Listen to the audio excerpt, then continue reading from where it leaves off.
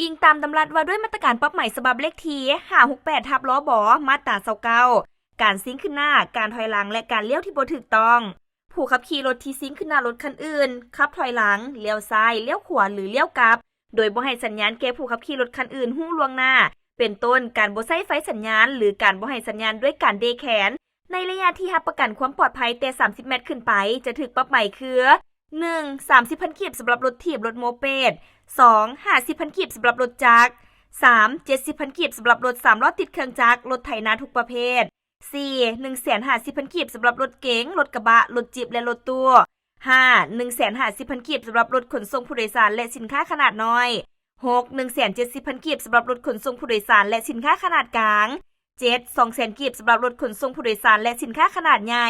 และทั้งหมดนั้นคือมาตรการปรับใหม่ต่อผู้ขับขี่ซิ่งขึ้นหน้าถอยหลังและเลี้ยวบ่ถูกต้อง